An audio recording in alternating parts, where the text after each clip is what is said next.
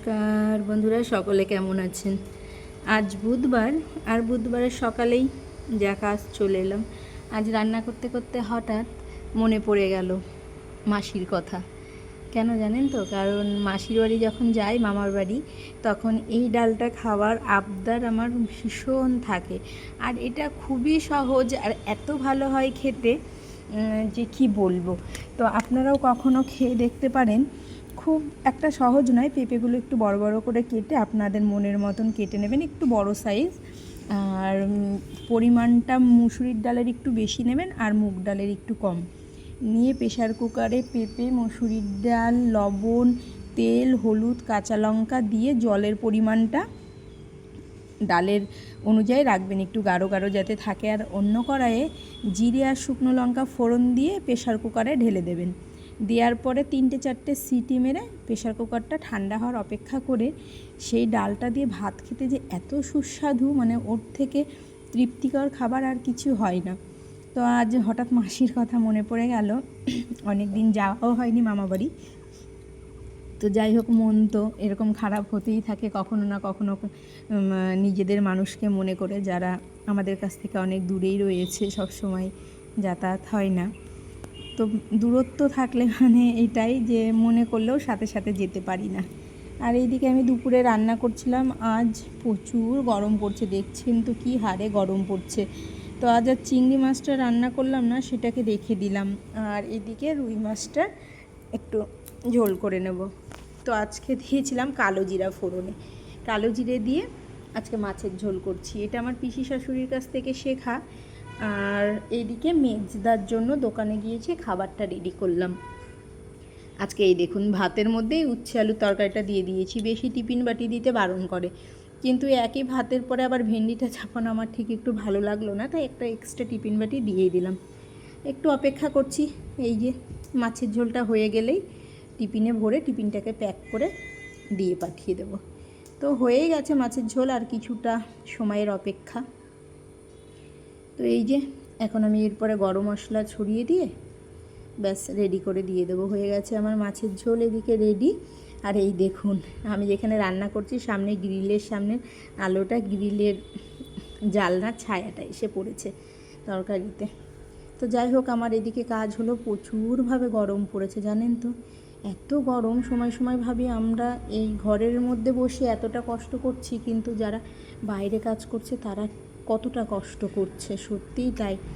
আমরা ঘরে যেমন থাকি, বাইরে যখন বাবা, জ্যাঠা, কাকারা কাজ করে, তারা যে কী কষ্টে করে সেটা একমাত্র তারাই জানে।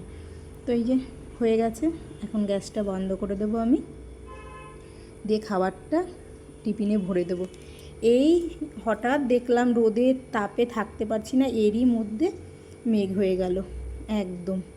আর মেঘ হলেই তো, আর ঝড় হলেই যে খুবই আনন্দ, ঝুড়ি নিয়ে রেডি হয়ে গেছি, আম কুড়াবো। তো বলতে না বলতে হঠাৎ করে চলে এলো কোথা থেকে, হাওয়া শুরু হয়ে গেল, আর চারিধারে আম পড়ছে। তো এই গাছে বড় বড় আমগুলো বেশ রাস্তার পাশে পড়েছে, দৌড়ে এলাম। এর মধ্যেই দেখি ওই দাদাও হয়তো কুড়াবে বলেই আসছিল, কিন্তু মানে লজ্জা পাচ্ছে, তাই দাদাকে দিয়ে দিলাম আর বললাম তুমি আজ এই গাছ থেকে কুড়িয়ে নাও। আর আমি এইদিকে বাড়ির সাইডে চলে এলাম।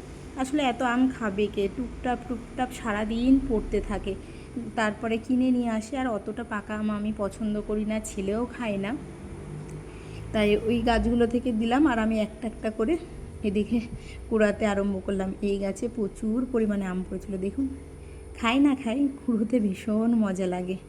এই দেখুন, নিজের গাছের আম টুপটাপ টুপটাপ করে পড়ছে, পাড়ার থেকে পড়ে থাকার কুড়ানোর মজাটাই আলাদা। আর এখানে প্রচুর পরিমাণে শাক হয়েছে। এই লেবু গাছগুলো নিয়ে এসেছিলাম বাবার বাড়ি থেকে, প্রচুর লেবু হয়। এত লেবু খাবো কী করে, সবাইকে দিয়েও যেন শেষ হয় না। আর এইদিকে এই যে এই গাছটা আনা হয়েছিল 45 দিনে লেবু হবে বলে, তো 45 দিনে হয়নি, এটা প্রায় বছর পার হয়ে গেছিলো। কিন্তু বিশ্বাস করুন, মানে লোকটা যেমন বলেছিল তেমনই, খালি 45 দিনটা বাদ দিয়ে বাকি প্রচুর লেবু হয়, আর 12 মাস লেবু হয়। তো আমি এখানে জামা কাপড় কাচছি, আম পড়ছে, দৌড়ো দৌড়ো গিয়ে আম কুড়োচ্ছি। এই দেখুন, হাওয়া, দমকা হাওয়া দিচ্ছে, আর এই হয়ে যাচ্ছে, কী যে মজা লাগছে চারিদিকে হাওয়া। এই দেখুন কি লাল হয়ে রয়েছে আমগুলো, দেখতেও ভারী মিষ্টি লাগে বলুন। এই যে এই সময়টা, এই কিছু দিনের অতিথি এরা, এই টুক করে পড়ে যাবে কখন, দেখতে দেখতেই গাছগুলো সব ফাঁকা হয়ে যাবে, কিছু সময়ের চোখের পলকেই আম শেষ হয়ে যাবে। তো যাই হোক, এইদিকে এসে দেখি এক কাণ্ড। আমি ভাবছি এই টুলটা কে রেখে গেল, তো আমি অপেক্ষা করছিলাম যে টুলটা দিয়ে কে আম পারবে। দেখতে দেখতে এই দেখুন চলে এসছে। বয়স কি আর মনের কখনো হয় বলুন, বয়স তো শরীরের হয়। তো দাদু এসেছে এখানে আম পাড়তে।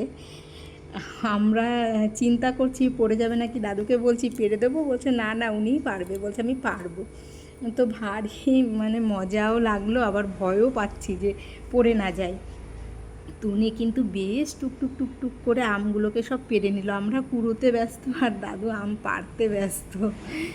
তো যাই হোক, দেখে মজা লাগলো, তাই আপনাদের সাথেও একটু শেয়ার করে দিলাম। মনের বয়স হয় না, শরীর আমাদের যতই বয়স্ক হয়ে যাক। তো এই ধারে এই যে পেয়ারাগুলো আবার হচ্ছে, এটা 12 মাসই পেয়ারা থাকে, একটা দুটো করে। তো চলুন, ঝড় বৃষ্টি যাই হলো, আজ ভাত খেতে আসতে দেরি হয়ে গেল। ভাত বেড়ে দিলাম, বেশ বৃষ্টি বৃষ্টি পড়ছে, আবহাওয়াটা বেশ সুন্দর। এই যে ভাতের থালি রেডি করে দিয়েছি, আলু উচ্ছের তরকারি, ভেন্ডি আর ডাল।